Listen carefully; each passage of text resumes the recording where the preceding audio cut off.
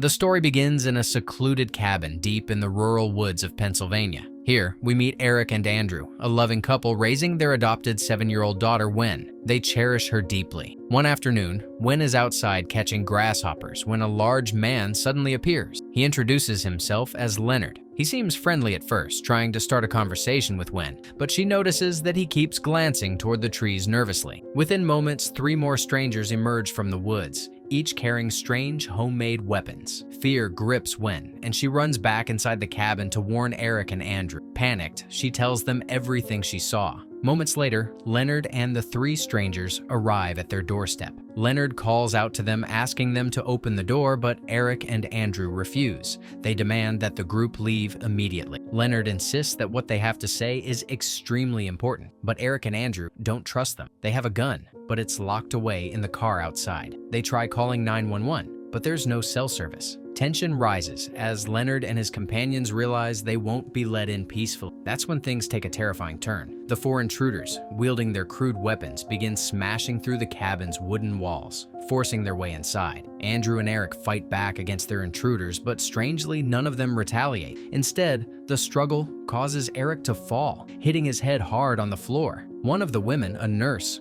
rushes to help him, showing concern for his injury. When Eric regains consciousness, he realizes that both he and Andrew have been tied up. Their adopted daughter Wen sits between them, terrified. Leonard, the leader of the group, finally speaks. He assures them that they don't mean any harm. Instead, he delivers a chilling message. A catastrophic event is about to unfold, and in order to stop it, one of the 3 of them, Eric, Andrew, or Wen, must willingly sacrifice their life. The nurse introduces herself, explaining that she traveled a long way to get here and even had to sell everything she owned. Another intruder, a man named Redmond, says he's a teacher and also owns a small bar, confesses that he used to be a bad person but has changed his ways. The last member, a woman, reveals that she's a cook at a hotel, skilled in making delicious meals. Hearing this, Andrew and Eric start to suspect something else. They believe that these people have been sent by their families, parents who never accepted their relationship and wanted them separated. As a gay couple, Andrew and Eric have faced discrimination, which is why they chose to move to this secluded part of Pennsylvania to live peacefully with Wen. Leonard, however, insists that their arrival has nothing to do with prejudice. He explains that all 4 of them have seen visions, horrific glimpses of a world collapsing into chaos. These visions have led them to this very moment. Leonard details the impending doom in stages. First, massive tsunamis will devastate coastal cities. Then, a deadly pandemic will spread across the globe. After that, the sky itself will fall, blanketing the earth in darkness. Finally, every living person on the planet will perish, except for Eric, Andrew, and Wen. If they refuse to make a sacrifice, they will be the last 3 human beings alive. However, Leonard stresses that if one of them willingly chooses to die, the disaster can be stopped. But the choice must be made freely. None of them can be forcibly killed by another, or it won't count. Andrew and Eric remain unconvinced. To them, this sounds like nothing more than the ramblings of delusional fanatics. But Leonard and his group seem completely certain. The end of the world is coming, and this family has the power to prevent it. Eric and Andrew still refuse to believe their captors' claims and firmly reject their demands. In response, the group makes their next move. One of them, the man who worked at the gas company, voluntarily sits down and his companions execute him right in front of Eric and Andrew. As he dies, a mysterious glow briefly appears behind him. Despite the shocking sight, Andrew remains convinced this is all a delusional setup. However, Eric, still shaken from his head injury, begins to doubt his skepticism. A sense of unease grows within him. Leonard then turns on the TV, showing a live news broadcast reporting massive tsunamis devastating coastal cities. The footage displays widespread destruction and reports confirm numerous deaths. Andrew remains adamant. He insists that all of this could be coincidental, a natural disaster these people were exploiting to manipulate them. But Eric, disturbed and uncertain, begins to consider the possibility that they might be telling the truth. At this point, the film flashes back to their past. We see Eric and Andrew's love story, the struggles they faced as a gay couple, the rejection they endured from their family. Despite societal pressure, they chose to be together, building a life of their own. Eventually, they adopted Wen, a decision that led them to settle in the remote Pennsylvania cabin, far away from judgmental eyes.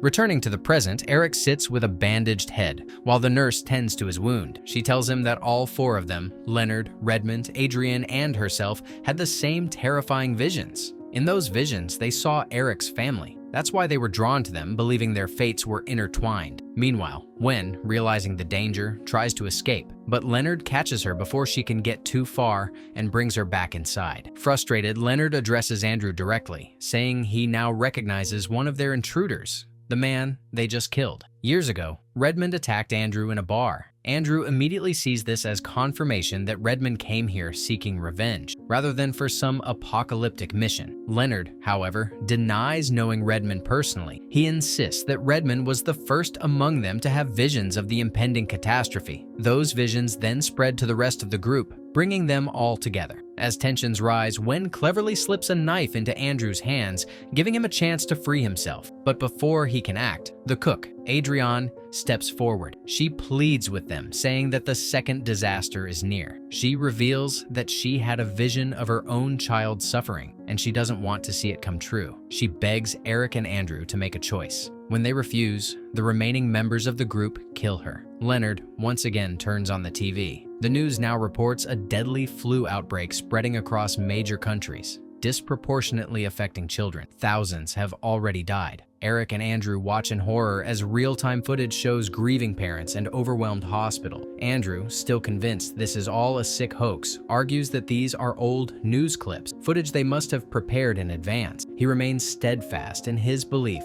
that nothing supernatural is happening, but Eric is no longer sure. He begins to notice a terrifying pattern. The first death brought a tsunami. The second triggered a deadly pandemic. He starts fearing what the third and fourth deaths might unleash. If the pattern continues, the next death could bring swarms of insects, wiping out food supplies. Just then, a loud noise came from the van outside, distracting everyone. Seizing the opportunity, Eric and Andrew, who had managed to cut the ropes around their hands, sprang into action. Eric attacked the intruders, holding them back, while Andrew rushed outside to grab the gun from their car. Along with the gun, he also found an ID card belonging to the man who had already been killed. Earlier, Leonard had told him that he had once gotten into a bar fight with this man, but when they had introduced themselves, that man had given them a fake name. Andrew looked at the ID card, confirming his suspicion. It was the real name of the same man. He turned to Leonard and said, "Your friend lied to you. He wasn't who he claimed to be. He never told you his real name because he was hiding something. Every story he told you was a lie. He was only here to get revenge on me." But Leonard refused to believe it. "No," he said firmly. "The truth is exactly what we know it to be." Suddenly, the nurse rushed toward them. In the chaos, Andrew accidentally fired his gun and she collapsed to the ground, lifeless. Now, only Leonard remained. They quickly locked him inside the bathroom, trying to figure out what to do next. But within moments, they heard glass shattering from inside. Thinking he had escaped, Andrew cautiously opened the door, only to find Leonard standing right there. Leonard quickly took control of the situation, his presence tense and unshaken. At the same time, the TV news broadcast flashed an emergency report. Planes were mysteriously falling from the sky across the world, resulting in widespread devastation. As Andrew watched in disbelief, Leonard began repeating the news anchor's exact words, word for word, in perfect sync. It was as if he had already witnessed it all in his visions. Andrew still struggled to accept it, but Eric could no longer ignore the truth. Everything Leonard and the others had warned them about was actually happening. Then, with an eerie calmness, Leonard stepped outside, as if embracing the fate he had foreseen. And just like that, he was gone. The final sacrifice had been made. Dark clouds now filled the sky. Just before dying, Leonard had warned them, "After my death, you will only have a few minutes left. You must make a choice, or the world will end." And now, Eric and Andrew realized the truth. The four strangers had been right all along. If they wanted to save the world, one of them had to make the ultimate sacrifice. Eric knew, without a doubt, what had to be done. To save the world, to protect his family, he had to give up his own life. Because in that divine light, Eric had seen Andrew and their daughter Wen, all grown up. It was clear he had been chosen. His love was the purest. Andrew, now holding Wen tightly, stepped out of the cabin. And just moments later, boom, the cabin exploded in flames. A final sign that nature, or perhaps a higher power, had accepted their sacrifice. Eric was gone. With a heavy heart, Andrew carried Wen toward the road, where he found a vehicle. It was the same truck the four strangers had arrived in. Driving into town, he turned on the radio. The news was everywhere. The disasters that had been spreading across the world had all stopped. The storms had cleared. The plagues had ceased. The skies were calm again. And in that moment,